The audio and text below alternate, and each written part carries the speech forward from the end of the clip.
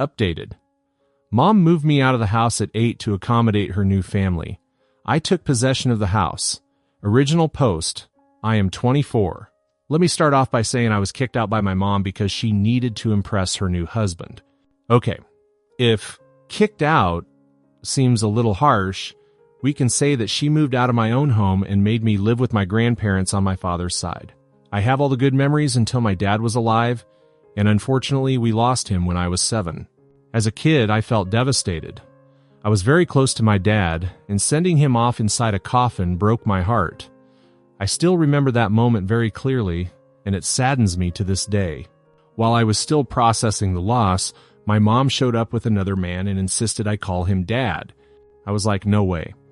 I don't know if I was right or wrong, but I just didn't feel right calling him Dad just within a few months of my own father's demise. After that first meeting, I often found him in my mom's bedroom, and it was difficult to see how quickly my mom had moved on. She didn't even wait a year before bringing my dad's replacement to the house. I was not ready to accept him as my dad's replacement. I had recently turned 8 when they planned their beautiful wedding. They put up a pretty huge wedding for second-timers. Anyway, none of my business. She left me with my grandparents as she went on her honeymoon. A month passed, but she didn't turn up. I kept asking my grandparents when Mom would pick me up, but they didn't have any answers. Then, suddenly, she showed up one day. I was so excited to see her after so long. I rushed to hug her, but she had brought all my belongings to dump me at my grandparents'. I was heartbroken, to say the least. I lived with my grandparents until high school. I was happy with them. My mom used to show up sometimes, only to tell me how much she loved me and cared for me. Sometimes I used to question her. If she loved me so much, why had she dumped me at my grandparents'? She had no answer. She would try to cover it up by saying, "Oh, your grandparents are getting old. They need a helping hand to run their groceries and dump out their trash." It was much later that she admitted the actual reason. She had given my room to her stepchildren. Bill, Mom's husband, had 2 children who moved into her house with Bill after their wedding, and Mom prioritized her new family over me. It was natural for me to get resentful over this. So, eventually, I stopped bothering her. After high school, I moved out from my grandparents, but I still visited them often. They were kind of saviors for me. They raised me. If not for them, my childhood would have been ruined. I'm now 24. After working for a year in marketing, I thought of starting my own venture. I needed capital for that, so I thought of leasing my house. Oh, I didn't mention this before. There's a bummer on the way for my mom and her loving family. Actually, the house in which they are living belongs to me. Yeah, that's right. My dad made a will on his deathbed, and he very meticulously gave me every penny he had, including the house. I was a kid when his lawyer read this will after his funeral, but with the look on my mother's face, I can surely say that she did not like it at all. Later, I got to know that she tried several times to overturn the will, but she lost every time. Dad had made the will very precise, that the house would be mine, but I could sell or lease it only after I turned 21. Until then, no one touches the property. My grandparents think that Dad probably foresaw Mom's plan, and that's why he made a rigid will. She might have manipulated me in my childhood to give away the house to her. Last month, I called my mom to inform her about my plan of leasing out the house, but she didn't answer my calls. This week, when I went to meet my grandparents, I told them that I was planning to make some extra bucks from the house. They gave a weird reaction. I asked them, "What's the matter?" They said that I might have to face a lot of resistance to vacate the house from Mom because her stepdaughter is pregnant with a teenage boy who's run away from his responsibilities. Also, Bill has lost his full-time job and is working at a store in the evening. So basically, they're in bad shape financially now. I really don't know what to do. I mean, I also need that house now. I have quit my job, and I need capital to start my business. The bottom line is, it's your house, and you're 24 years old now, so you can do with that house as you please. You can sell it or lease it or do whatever. Best of luck to you. Now for the updates. Update 1. It became quite dramatic. Picking up from where I left, like I said, my grandparents informed me that Mom and her family are going through a rough patch, so they might not vacate my house. I thought I'd inform Mom about my plan and give them a few months to put their life together. Initially, I was thinking of giving a month's notice, but knowing their situation, I thought of giving them 3 to 4 months. Since Mom was not answering a call, I went to meet her at home. The house was nothing as before, and neither was my mom. Both had a cold vibe. Maybe she had sensed the motive behind my visit. On seeing me at the door, she gave out a fake smile and half-hearted hug. Mind you, we were meeting after almost a decade. Yeah, she stopped visiting me after my teenage years. Yeah, I had turned bitter towards her. Why would I not? Even though we met after so many years, she didn't bother to ask how I've been. She was not interested in knowing anything about me. It was like, "Oh, you're here. Must have been something important that brought you to my door." The pleaser in me said, "Oh no, nothing important. Just came to check on you. It's been a long time." She smiled and said, "Sure it is." A wave of silence followed for another 5 minutes until I stood up to leave. It was definitely unpleasant. I didn't feel welcomed at all. Besides Mom, my pregnant stepsister was also home, and she gave me a very bad look as if I were there to create some sort of trouble. For the moment, I dropped the idea of taking back the house. I explored other means of arranging the money for my business, but Mom crossed all limits of narcissism. Last week was my dad's 15th death anniversary. My grandparents held a small prayer ceremony at church. Since I was in town, I decided to have a decent ceremony by feeding the poor and giving off some gifts to the underprivileged children. I invited my friends and relatives to the prayer. I emailed the invite to my mom as well, but she didn't respond. When I traced the history of the mail, I found she hadn't opened it. This was my first mail to her. I thought it went to spam or something. So, I showed up at her house again. This time, Mom wasn't at home. My stepsister Brenda answered the door. No hello, no greetings, a straight question slapped on my face. "You're back again? What's the matter?" I said I was here to meet Mom. She said, "With the way that she spoke to you last time, do you think she wants to meet you again?" She said it so bluntly that I couldn't get what she said, and I spit it out that I was here to invite Mom for the prayer ceremony for my dad. She chuckled in my face and said, "Like that was centuries ago. You're still holding that up? Get over it." I said, "Excuse me, he was my dad, and it's none of your business to comment." She rolled her eyes and pushed off to her room. I sat there like an idiot for a few more minutes, and then left a note for Mom on the table. I asked her to call me back. She called me the next day, and I told her about the prayer ceremony. She remained quiet for a minute, and then said that she would not be able to make it because she had to take Brenda for a checkup. That was a bummer. I mean, she could have said that she would try, but turning it down outright was disappointing. I replied sarcastically, "Yeah, of course, they are your priority. We are known to you, so be it. So, good luck raising that narcissistic woman and her bastard child." She flipped out that I used that word, and I said, "Why would I be nice to her when she was so mean to me?" She made fun of my emotions. To defend her, Mom said it was natural for her to get furious. "You can't talk about the dead in front of a pregnant woman. You're such an insensitive dead person like your father." The moment she said that, I lost my mind. I yelled at her that she should not trash talk about my father. If anyone is insensitive here, it has to be you, the way you were talking about my dead father. She said, "Your father died 15 years ago. Gosh darn it, get over it." I said, "Sure, the way you did within weeks or maybe days. Who knows? You know what? You don't need to come. My father would not like your prayer after seeing your true colors."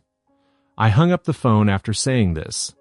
The same day, I hired a lawyer and started the process of sending a legal notice of eviction.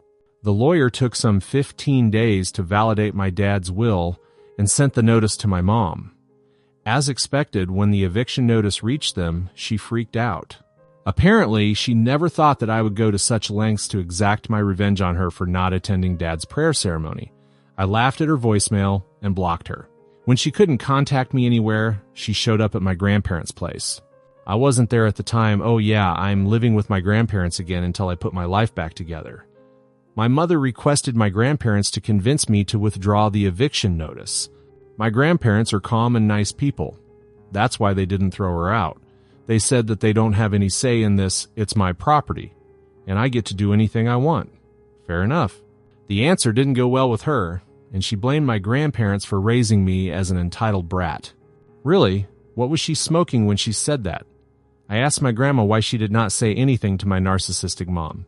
My grandparents were like, "We don't want to mess with such a woman." And I said, "I want to mess up, and now I'm not going to let them live in my house for one extra day." I gave the eviction notice as per the tenants' law in the country, though. They are not tenants. They aren't paying any rent to me. On top of that, I'm the one paying the property taxes every year. So, legally, I'm entitled to throw them out right away. My grandparents are God-fearing people. They talked me out of this idea. They said, "For the sake of the Lord, give them that 1 month to find another shelter. There's a pregnant woman there, and we shouldn't pull her into the streets." I sighed. She didn't need any help either. She was equally toxic. My grandparents were like, "So be it. She might be a sinner, but her unborn son is not. Don't be cruel to that little creature." They convinced me to wait, else I was adamant to evict them on that very day. The next day I got a call from Mom. I ignored it. She did the same to me when I was calling her. She messaged me to talk, "It's urgent." I responded, "Check out my calendar and meet me with my grandparents at my open slot." This didn't go well with her. She sent a long reply that I was trying to throw weight on her. What did I do with her 5-paragraph mail? Nothing. That's right, I didn't respond. She might have got the hint that I was not going to give in to her pressure. Throughout my childhood, whenever I used to cry or throw tantrums for going home, instead of loving me, she would scold me and ask me to behave. She would petrify me to be a good lad and not throw tantrums. This was her parenting style, and it worked. In order to keep her happy and not mess up with her, I would stop sobbing, but after she left, I would sulk at the corner of the house for hours. Not anymore. It's time for her to sulk, but sadly, she won't have a corner to herself. So, she came to meet me, and I deliberately made her wait for an hour. She got anxious. I asked my parents to stay out of it. She kept asking them about me. They said that they didn't know, and swiftly pushed back to the room. When I arrived to meet her, she gave me a look of, "Well, where were you? I've been waiting here for an hour," but she didn't say anything. She sat there with a face. People in her situation would have tried to please me, but she remained solid on her grounds. She said, "Okay, let me start. I can't sit here forever. I have jobs to do." I murmured under my breath, "Oh, sure you, though finding a house is a difficult job." She gave me an annoyed look and said, "What is this notice about?" I replied, "It is written in English. I'm sure you can read that, or do you want me to do that for you?" She was absolutely pissed off. She threw the notice in my face and said that she was not going to vacate the house on the basis of some stupid notice. After she was done yelling, I said, "Then let's wait and witness the repercussions of not following the court order." She was like, "I gave birth to you. Don't you try to outsmart me. That house is my husband's, and no one can throw me out from there." I said, "Surely a legal heir can." I was responding to her calmly in order to piss her off, and she did get pissed off. But the moment she referred to my dad as her husband, I lost my mind. "Really, you have the audacity to call him your husband when you skipped his prayer saying he was history? You don't deserve his house. You're just a squatter, and I'm going to free that house from all the leeches." She stood up and said she was done being nice to me, and now I'll have to deal with her lawyer. I laughed and said, "Sure, by all means." Update 2. I got the house after a lot of tussling. Like I mentioned in my earlier post, I gave 30 days notice to Mom and her family to evict the house. She came to me and tried to gaslight the entire thing. I shut her down, and she left. The next series of events was nothing but pure narcissism by them. Could you believe that her stepdaughter Brenda came charging at me and, on top of that, threatened to press a harassment case on me? She was playing her pregnancy victim card like, "I can do anything I want because I'm carrying a child inside of me." I said, "Woman, pregnancy is not a ticket to get away with your nuisance." She tried to mess up with my grandparents until we showed her the camera installed across the house. I said, "One more time you set your foot here, and I'm going to get you arrested." Then comes my mother to defend her golden stepdaughter. She accused me of abusing, mentally torturing her pregnant Brenda. She said that she was going to sue me for this. I said, "Sure, let the judge decide based on the camera footage." When she could no longer go through by force, she mellowed down. She started sobbing and said, What did I do wrong in raising you that you became a self-centered individual? She started blaming herself for not raising me properly. She even brought my dead father in between and said it was his fault that he died so early and didn't give me a proper upbringing. I said, hold on. If anyone is to be blamed, it has to be you not for raising me wrong because you never raised me. I'm raised by my grandparents, and they did a pretty good job. You should feel sorry for abandoning me, but you know what? Glad you didn't raise me. I see how badly you raised your stepdaughter. I brought up the teen pregnancy thing also. I know I shouldn't have done moral policing, but in the moment of rage, I did. Naturally, she got furious at me. I realized I'd overstepped my boundaries, so I remained quiet after that. I said I didn't want to get into any further talks, I just wanted my property back. I have let them live there for free for so many years. Now I really need it. I tried to make her understand my situation, that I had quit my job and needed money to start my business, so I would be leasing the house. She flipped out that I was throwing them out, only to let other strangers live there. I said, the other strangers are going to pay me rent. If you agree to pay, you can live there. She freaked out that I was bringing money into the family matters. I said, there isn't any family here. You threw me away like a pile of garbage and hardly checked on Mimi birthday, Christmas, Thanksgiving. You barely showed up, and even when you did, you made me feel like you were doing me a favor. What kind of mother does that? A mother like you, right? She tried by all means to manipulate me. Gaslighting, guilt, tripping, and her usual anger. When she understood that I got no chills, she left. You guys are thinking that they vacated the house after that. A big no, they didn't. Mom's loser husband has yet to come into the picture. That craphead man sent a voicemail. Dude, you don't even know who you're messing with. I could deadlift you and make you plead for your life. One punch in your face, and you're going to forget about the house. You should open my door again, and I'm going to knock you out. Really, what kind of man is he? I mean, he wants to knock out a young woman? What, really? That is just incredible. That dude is big, and he loves to flaunt it. I don't know much about him, but my grandparents cautioned me not to mess with him. He is a bully, sure is, but he is a dummy. He laid out the evidence against himself by threatening me over voicemail. I didn't respond to him because I wanted a bigger dude to handle him, the cops. On the supposed day of eviction, I went to the station and registered a case of threats. I had solid evidence. My lawyer walked down with me to the station and requested the cops to accompany us to the eviction. Initially, they were not ready to come. They said, call us if they cause trouble, but we didn't want to deal with the squatters by ourselves. Some cash helped in getting them on board, and they accompanied us. When I reached the house with my lawyer, Mom, Bill, and Brenda started cussing us. Her loser husband even came out with a hockey stick, but as soon as they saw the cop's vehicle behind her car, he stepped back. The cops showed them the eviction notice and asked them to leave. They were so confident of chasing me out that they didn't even pack their stuff. They asked the cops to give them a further 1 month's time. The cops looked at me, and I said, no way. Now, after all these threats, they started using Brenda's pregnancy to buy a few more days. But I put my foot down and said, number. I got some weird looks from the cops that I was insensitive, but I was following the legal route, so no one had anything to say. They further bargained to give me a day's time. I said, 3 hours from now. They gave me looks of bitterness. Bill even tried to brush his shoulder against me with red eyes. The cops yelled, get moving, more packing, and less giving looks. We all left after that. The cops asked them to hand over the keys at the station from where I could pick it up. We had to pay the cops extra bucks to facilitate this, and it was completely worth it. Who wants to deal with those squatters? My lawyer suggested I take a restraining order against them on the property in case they want to come back and harass me or the tenants. They're well capable of doing that. We took it, and the cops shared a copy of the restraining order with them and explained the consequences of violating it. The pained look on their faces was unmissable.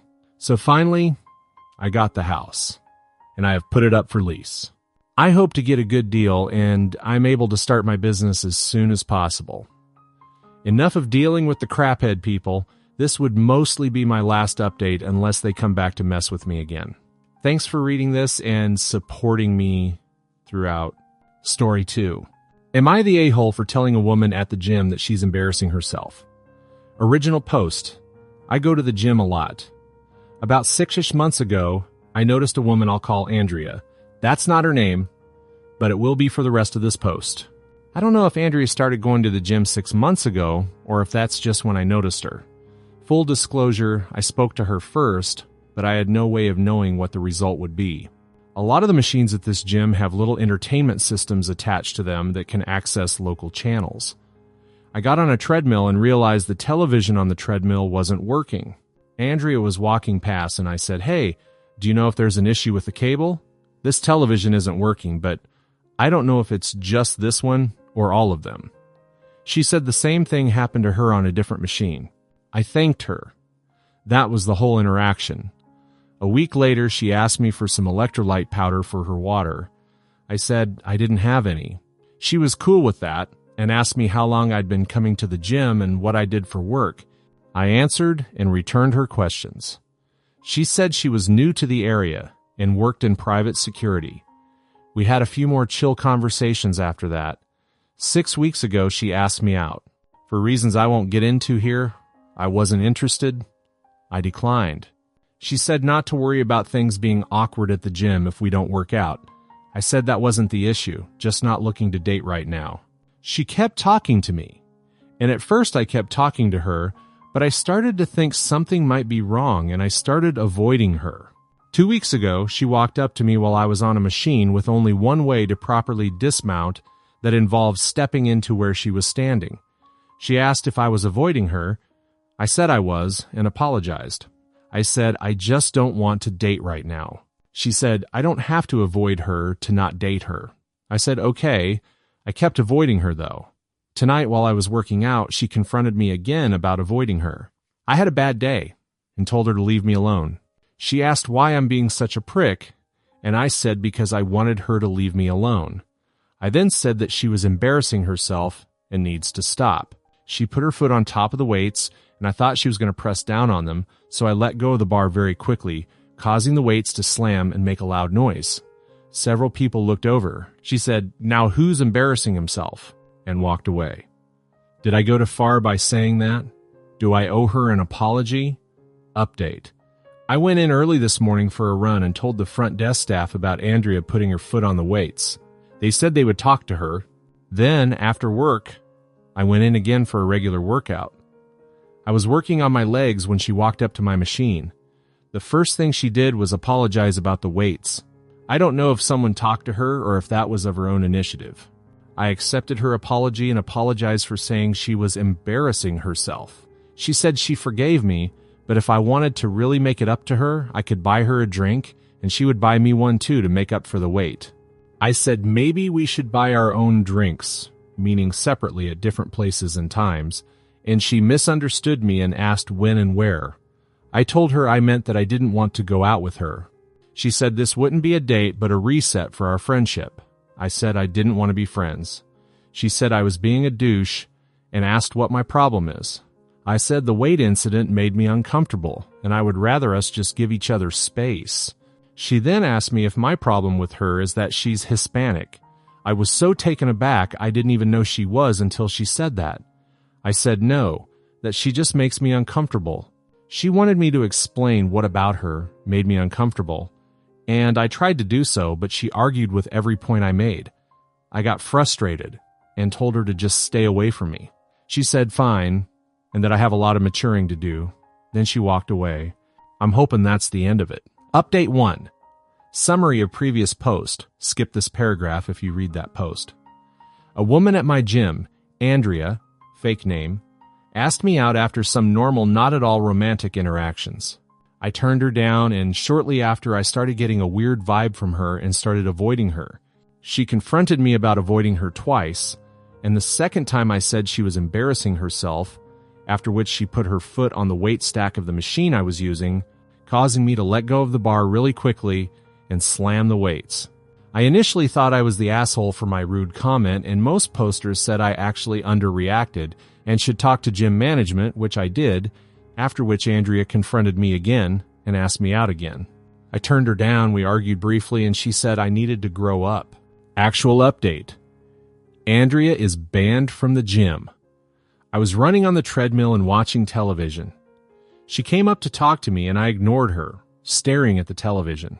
She raised her voice, and I continued to ignore her. She reached out and pulled the safety tab out of the treadmill, the one you connect to your wrist so the treadmill stops if you fall, causing the treadmill to come to a sudden stop. I tripped and fell onto the controls and television, scratching my chin on the top of the screen. I went to the front desk with Andrea following me. I told them what she did. She kept trying to interrupt me and talk over me, but the woman at the front desk told her to be quiet and wait her turn. I told her Andrea pulled out the safety tab while I was running and injured me. The woman at the front desk then asked Andrea what happened. Andrea said I was staring into the middle distance like I was in some kind of fugue state, and she thought I was having a medical episode, so she pulled the tab. The woman at the front desk asked for her membership card. Andrea didn't want to give it to her, but the woman at the front desk said if she didn't, she would ban her. Andrea gave her the card, and the woman at the front desk said to leave, and she was suspended for a month. Andrea objected and got into an argument with the woman at the front desk that escalated into Andrea calling the woman an N-word B-word, so she was banned permanently. I hesitate to call that a happy ending because the poor gym employee had to put up with racial harassment, but I won't deny getting to watch her cut up Andrea's membership card felt good. Update 2. Sorry for the incomprehensible post. I posted this last night when I was drunk. I'll rewrite it to explain what happened. Last night I went to a bar near my apartment to meet up with some friends. The three of us were drinking and having a good time when Andrea walked up. I never saw her enter the bar. I only noticed her when she was in front of us. She greeted me and said it was good to see me and leaned in to try to kiss me. I pushed her away from me and she fell, but one of my friends caught her. She started yelling and asking what the screw is wrong with me. I told her to stay away from me and not come any closer. She asked if I was embarrassed of her and didn't want my friends to see her. I said, "This is the third time you've tried to assault me, and I want you to stay away from me." At that point, the bouncer showed up to ask what was going on. Andrea said, "I pushed her. I tried to explain that she tried to kiss me and is stalking me, but I was drunk and not doing a great job." My friends also tried to explain that I was innocent, but they were also drunk. Security kicked me out of the bar. My friends walked me home. I am definitely going to try to get a restraining order. This has gone way too far.